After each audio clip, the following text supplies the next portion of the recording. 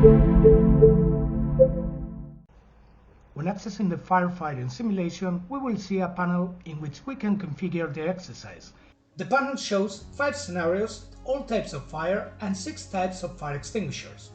Depending on the chosen scenario, some types of fire can be configured. For example, if we choose the industrial warehouse scenario, we can configure type A or solid, B or liquid, and D or metallic fires.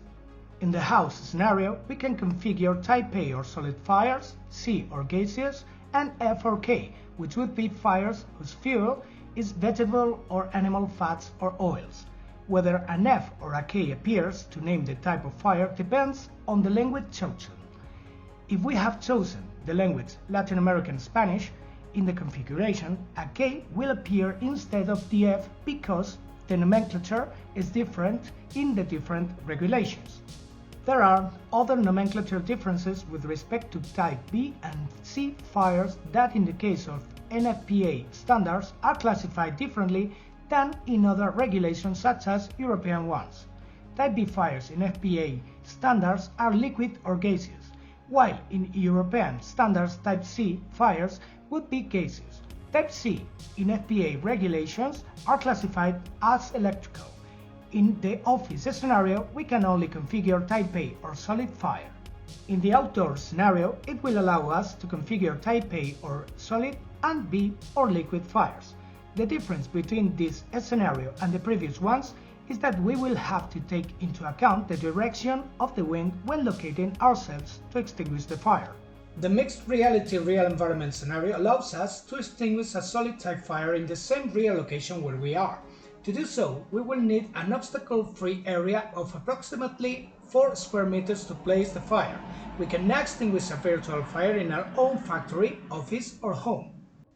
With the exception of the industrial warehouse and real environment scenarios, all allow an electrical component to be introduced into the scene that could be dangerous if a suitable extinguishing agent is not used. The extinguishing agents we can choose from are ABC powder, suitable for solid, liquid and gaseous type fires, water, suitable for solid type fires, water sprayed with additives, suitable for solid, liquid and grease or oil type fires, foam, suitable for solid and liquid type fires, carbon dioxide, suitable for liquid type fires, and the specific for metals, suitable for fires whose fuel is metallic.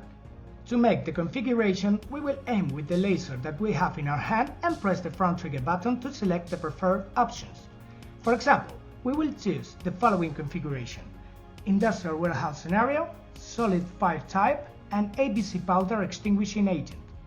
We could select as many fire extinguishers as we want for the exercise, but for now, we're only going to select the ABC powder one. After pressing the next button, we will access another screen where we can configure the guided mode or the non-guided mode. The guided mode is ideal for the initial acquisition of knowledge, since the simulation will indicate in an audiovisual way and step by step the actions that we must carry out to put out the fire correctly. In addition, we will be visually indicated the fire extinguishers compatible with the fire at the beginning of the exercise. The unguided mode is usually used more to assess whether students have the necessary knowledge to carry out the procedure correctly and detect possible failures and errors that could be made in a real situation, such as getting too close to the fire or not paying attention to the fire extinguisher's present gauge when it has one. This time we'll choose guided mode. The physical fire extinguisher and virtual fire extinguisher options are used to configure the use of a physical fire extinguisher adapted to use the controls or only the controls. It is recommended to use the virtual fire extinguisher option for its ease of use. The use of the physical fire extinguisher is optional and will only be used if it is available to increase realism. When we configure the physical extinguisher option in the main menu, we will be asked to calibrate the physical extinguisher after placing the controls in the desired position, to choose which hand we will grip the extinguisher with and with which we will hold the hose. The controls can be exchanged if desired. If we select a single extinguisher, it will appear directly in our hand in the simulation. However, if we select several extinguishers, we will have to grab it and it will be positioned as we have calibrated. To carry out this exercise, we will choose the virtual fire extinguisher option. When we click on the next button, we will be able to see a tutorial that explains how to move and interact. This is the ideal time to practice it in the room we are in. To move, we will use the joystick of either of the two controllers. We will push and hold the joystick forward and a beam of light will appear. We will point towards the area we want to move to and release the joystick to automatically transport us to that area. Let's move near the fire extinguisher located on the right side of the settings panel. To interact with the extinguisher, we can bring our hand closer to the handle of the extinguisher and press the front trigger button. Since we have a laser in our hand, we can switch hands to use it in the interaction by bringing the opposite hand closer and pressing the front trigger button.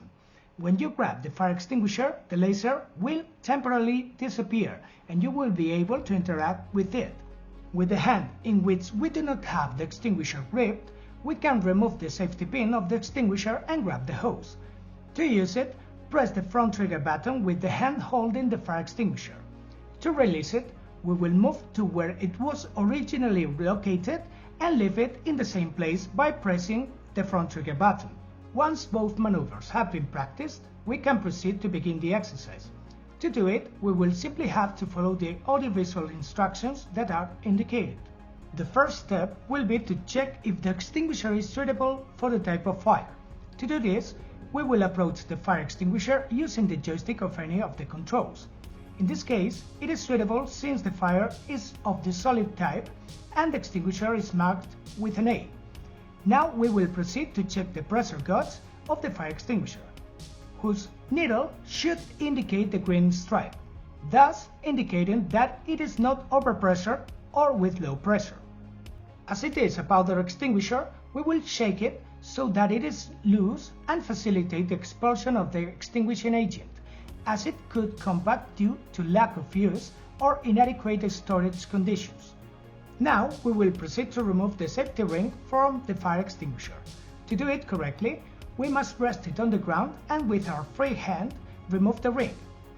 If we remove it and the extinguisher is not resting on the ground, it will be difficult to remove it because we are very likely to be pressing the handle and the friction exerted will be much greater. After removing the pin, we will grab the end of the fire extinguisher hose with our free hand and we will perform a test shot which will allow us to check that the extinguisher is working correctly before approaching the fire. To do this, press the front trigger button in your hand with the remote control in which the extinguisher is attached. The shot will be short and we must be able to visualize that the extinguishing agent flows smoothly. Now we will approach the fire to extinguish it using the joystick of any of the controllers. If we get closer than 1.5 meters from the fire, it will be marked as a failure on the results screen. If we get too close to the fire, we will appear on the hospital stretcher because of an accident in which we will have suffered burns.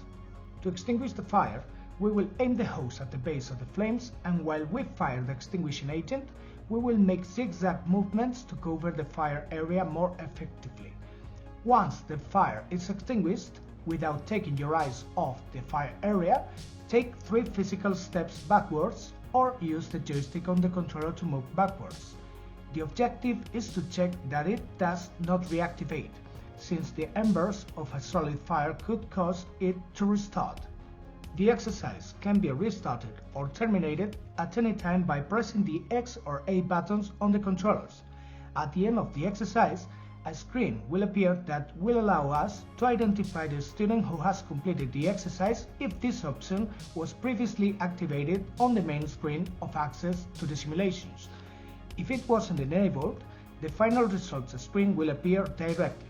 The results screen will show us if we have performed the exercise correctly or we have made mistakes during the performance of it. We will also be able to observe the time it has taken us to complete the exercise and the observation on the mistakes made, if any. From that same screen, you can restart the same exercise or exit it to set up a new exercise. Now we are going to set up a different exercise, so we'll point towards the exit exercise button and press the trigger button. The configuration we will now make will be the following. office scenario, solid fire type, we will select the option to introduce an electrical component, we will choose a water extinguisher, and then we will select the unguided mode and the virtual fire extinguisher option. This time it won't be necessary to watch the tutorial or practice movement and interaction, so we will start the exercise directly. In the unguided mode, we will observe that they do not provide us with audiovisual clues, so we will proceed to extinguish the fire by applying the steps seen above. In this case, the result will be different, as we have selected an extinguishing agent that shouldn't be used in the presence of connected electrical components. We will appear on a hospital stretcher in which we will be given feedback on why the electrical accident has occurred, and the exercise will end. Finally, we are going to perform another exercise configuration in which we will select the outdoor scenario, type of liquid fire, electrical component present, water extinguishers, carbon dioxide and multipurpose powder, unguided mode, and virtual fire extinguisher. In this situation, the most correct choice of extinguisher would be ABC powder, because water would cause an electrical accident with the component located next to the fire, and the carbon dioxide extinguisher, despite being suitable for the type of fire, has a lower efficiency than the powder extinguisher. In addition, acid carbon dioxide extinguished by displacement of oxygen in an outdoor scenario in which the wind can possibly dissipate it, it wouldn't be the most appropriate option. In this scenario, we must observe the direction of the wind, with changes randomly between exercises, and position ourselves so that the wind is in our favor, that is, that the smoke doesn't come toward us. Thus, extinction will be more effective. Once the exercise is completed, we can practice other configurations that could have interesting results at a didactic level. For example, if we try to extinguish a metal-type fire with water in the industrial warehouse scenario, we will end up in the hospital. In the same way, it would happen if we tried to extinguish an oil or grease fire with a water extinguisher. We encourage you to try different combinations, and remember that Ludus offers support, guides, and videos to help you implement our technology.